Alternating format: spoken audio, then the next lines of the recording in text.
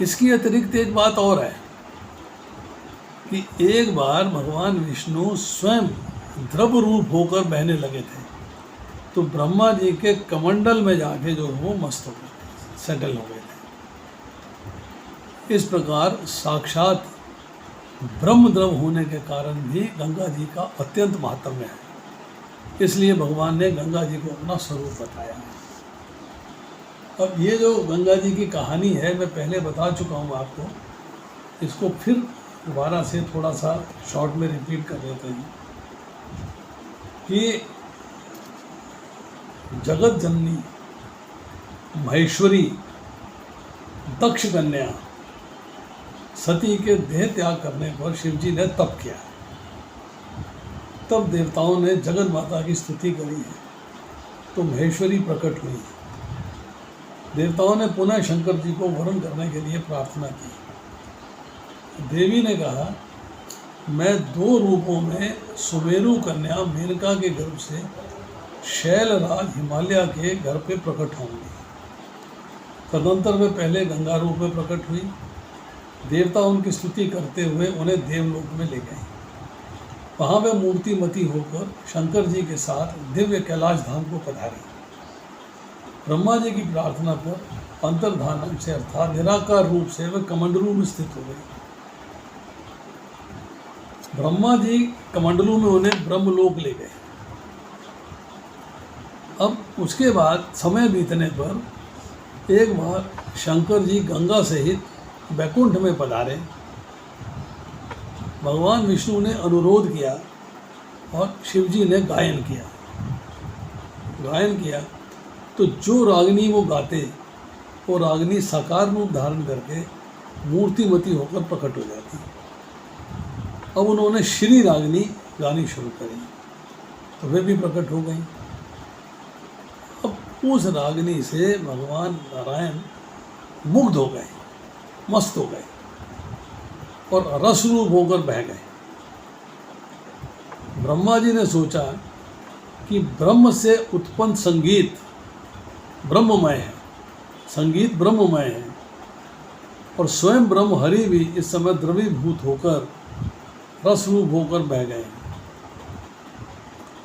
तो अतः ब्रह्ममयी गंगा जी इनको स्वीकार कर लें, ये विचार कर उन्होंने ब्रह्म द्रव से, जो विष्णु जी ब्रह्म द्रव होकर बह रहे थे, उससे जो है उन्होंने अपने कमंडलों को टच कर दिया, स्पर्श करा दिया।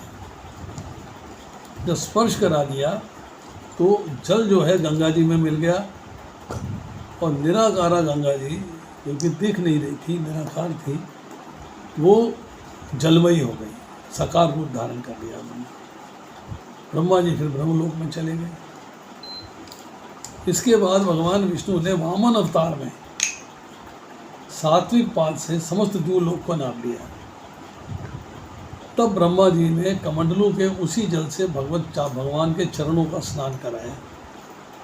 कमंडलू का जल प्रदान करते ही वे चरण वहीं स्थिर हो गया और भगवान के अंतर्धान होने पर उनका दिव्य चरण वहीं स्वर्ग गंगा के साथ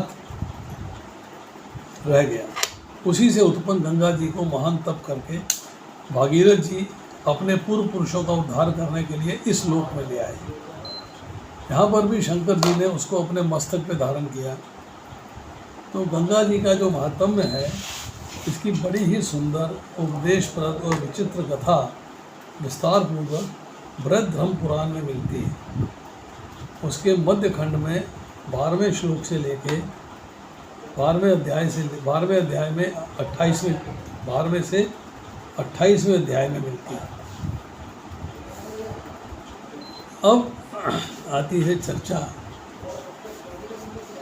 श्लोक संख्या 32।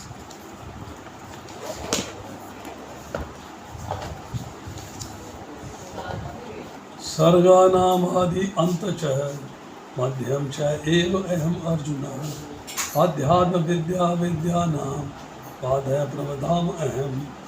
हे अर्जुन, मैं समस्त सृष्टियों का आदि मध्य तथा अंत हूँ। मैं समस्त विद्याओं में अध्यात्म विद्या हूँ और तर्क शास्त्रियों में मैं निर्णायक सत्य हूँ। अब सृष्टियों में सर्वप्रथम समस्त भौतिक तत्वों की सृष्टि की जाती है। जैसा कि पहले बताया जा चुका है, ये दृश्य जगत महाविष्णु गर्भोदकशाही विष्णु तथा क्षीरोदकशाही विष्णु द्वारा उत्पन्न और संचालित है।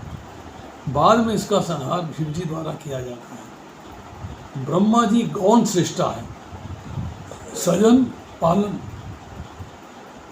तथा संहार करने वाले ये सारे अधिकारी परमेश्वर के भौतिक गुणों के अवतार हैं। अतः वे ही समस्त सृष्टि के आदि मध्य तथा अंत हैं। उच्च विद्या के लिए ज्ञान के अनेक ग्रंथ हैं तथा चारों वेद, जैसे छहो वेदांग, वेदांत सूत्र, तर्क ग्रंथ, धर्म ग्रंथ, पुराण, इस प्रकार कुल 14 प्रकार के ग्रंथ हैं। इनमें से अध्यात्म विद्या संबंधी ग्रंथ विशेष रूप से वेदांत सूत्र कृष्ण का स्वरूप है। तर्क शास्त्रियों में विभिन्न प्रकार के तर्क होते हैं। प्रमाण द्वारा तर्क की पुष्टि जिससे विपक्ष का भी समर्थन हो जल्प कहलाता है। प्रतिद्वंदी को हराने का प्रयास मात्र वितंडा है और वास्तविक निर्णय वाद कहलाता है, और ये निर्णयात्मक सत्य कृष्ण का स्वरूप है। अब देखिए 20वें श्लोक में भगवान ने अपने आप को भूतों का आदि मध्य और अंत बताया, प्राणियों का आदि मध्य और अंत बताया। यहाँ पर फिर सर्गों का आदि मध्य और अंत बता रहे हैं। इसका मतलब क्या है कि भूत शब्द जो है वो शब्द चेतन प्राणियों का वाचक है, और सर्ग शब्द जो है जड़ और चेतन समस्त वस्तुओं का, समस्त लोकों सहित संपूर्ण सृष्टि का वाचक है। भूत प्राणियों का है और सर्ग समस्त सृष्टि का है। अब अध्यात्म विद्या की बात आई। अध्यात्म विद्या को ब्रह्म विद्या भी कहते हैं। ये वो विद्या है जिसका आत्मा से संबंध है। ये विद्या जब प्राप्त कर लेता है व्यक्ति तो आत्म तत्व को प्रकाशित करती है। अब इस विद्या के प्रभाव से ब्रह्म अर्थात भगवान का साक्षात्कार हो जाता है। अब इस संसार में ज्ञात विद्या हो या अज्ञात विद्या हो जिसके बारे में हमें नॉलेज नहीं, सभी इस ब्रह्म विद्या से निकृष्ट हैं। ब्रह्म विद्या सुपीरियर मोस्ट है। क्यों कि उस विद्या से अज्ञान का बंधन टूट जाता है, और जो बाकी विद्याएं हैं उनसे अज्ञान का बंधन टूटता नहीं है बल्कि और भी दृढ़ हो जाता है। ब्रह्म विद्या से अज्ञान की गांठ सदा के लिए खुल जाती है और भगवान के स्वरूप का यथार्थ साक्षात्कार हो जाता है।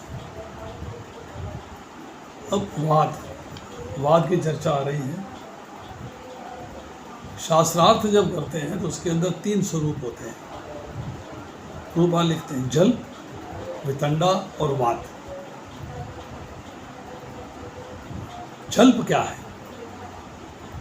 उचित और अनुचित का विचार छोड़कर अपने पक्ष को सुपीरियर बताना, मंडन करना, और दूसरे के पक्ष का खंडन करना, उसके लिए विवाद कर रहे हैं, तो ये जल्प कहलाता है। अब अगर जो है हम दूसरे पक्ष का खंडन करने के लिए किए जाने वाले विवाद को वितंडा कहते हैं। अपने बारे में कोई चर्चा नहीं करी, दूसरे को डाउनफॉल करना है, उसको नीचे गिराना है, तो वितंडा कहते हैं। और जो तत्व निर्णय करने से शास्त्रोक्त रीति से वाद विवाद किया जाता है उसे वाद कहते हैं। जल और वितंडा, दूसरों को इन्फीरियर दिखाना, इससे जो है द्वेष, क्रोध, हिंसा और अभिमान आदि की उत्पत्ति होती है। पर जब वाद करते हैं, मतलब वाद विवाद होता है सत्य का निर्णय करने के लिए, तब उस सत्य के निर्णय में कल्याण साधन में सहायता प्राप्त होती है। आपको पता लगता है कि आपका कल्याण किस में है।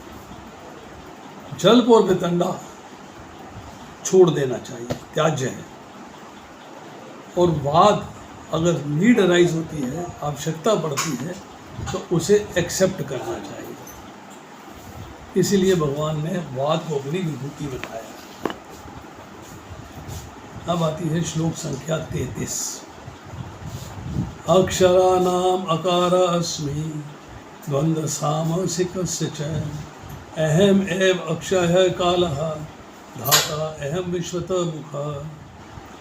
अक्षरों में मैं अकार हूँ, समासों में द्वंद्व समास हूँ, मैं शाश्वत काल भी हूँ और सृष्टाओं में ब्रह्मा भी हूँ। काल की चर्चा पहले भी हुई है, फिर भी काल की चर्चा हो रही है। रूपा लिखते हैं तात्पर्य में, अकार अर्थात संस्कृत अक्षरमाला का प्रथम अक्षर आ वैदिक साहित्य का शुभारंभ है। अकार के बिना कोई स्वर उच्चारित नहीं हो सकता, इसलिए ये आदि स्वर है।